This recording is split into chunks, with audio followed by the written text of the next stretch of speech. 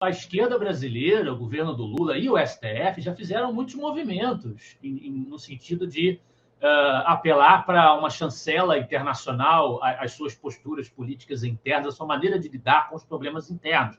A gente já falou sobre isso aqui também. Barroso, indo aos Estados Unidos, na época que o governo era outro, a pedir para os Estados Unidos ajudarem na defesa do sistema eleitoral brasileiro. E vieram várias autoridades americanas fazendo pressão aqui no Brasil por conta disso. O que é isso, se não uma tentativa de apelar para o exterior para fazer uma intervenção para resolver um problema interno? E o Lula falou, não só nessa questão de compra de estabelecimentos, de espaço, mas o Lula falou em trazer especialista da China para orientar o Brasil da regulação de rede social. A China, que lembremos, é uma ditadura do Partido Comunista Chinês.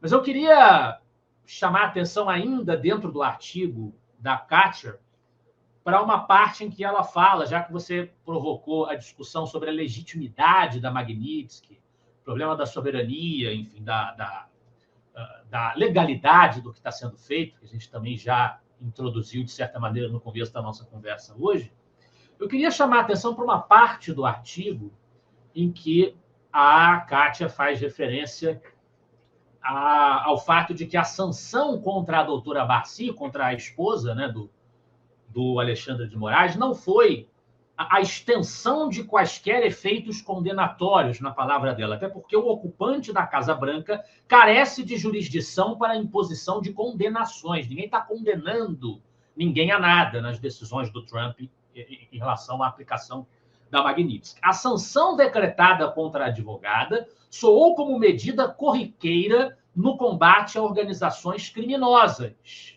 que é assim que o governo americano enxerga a juristocracia brasileira, é uma organização criminosa.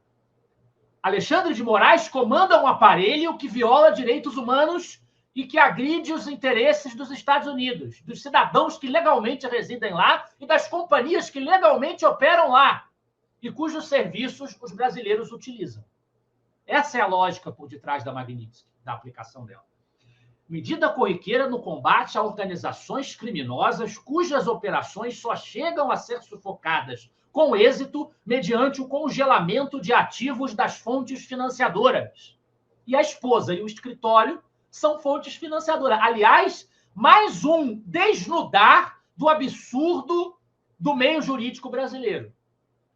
Porque nós temos a esposa de um ministro do STF tendo um escritório e muitas vezes, como a gente já comentou aqui quando a gente analisou um artigo do nosso querido conselheiro André Burger, que falava sobre esse assunto, muitas vezes as ações legais em que escritórios desses parentes, cônjuges, filhos estão envolvidos, vão parar sob a aba dos seus respectivos parentes e associados lá no STF.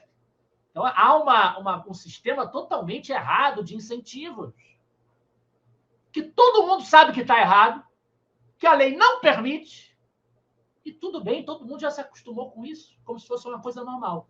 No entanto, o Moraes, nos autos de inúmeras ações criminais, a Kátia continua no artigo, não hesitou em transferir as penas, as condenações e os seus efeitos, que ele condena, dentro da lei brasileira, ou da pseudo-lei brasileira, das pessoas dos réus para os seus familiares, como se viu, por exemplo, nos casos Daniel Silveira e Oswaldo Eustáquio, cujas esposas foram atingidas por decretos de indisponibilidade de contas bancárias e de busca e apreensão, respectivamente.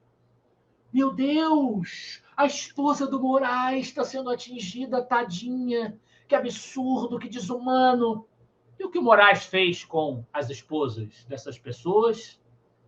O que foi feito com a filha do Oswaldo Eustáquio, também menor de idade, submetida a todo tipo de invasão do seu espaço? O que foi feito aí? Né? E, mais uma vez, o que foi feito com essas pessoas que não cometeram o crime de que são acusadas e vivenciam não só um constrangimento gigantesco, como o afastamento. As que estão presas ainda e que têm penas longas pela frente, e que a dosimetria do Paulinho da Força só vai diminuir, quem sabe até apenas um pouquinho, e que estão privadas do convívio com seus familiares, com seus filhos, com seus cônjuges. E aí? E sobre essas pessoas? Sobre a desumanidade que as cerca? Ninguém vai falar nada? É o que eu me pergunto, Camila.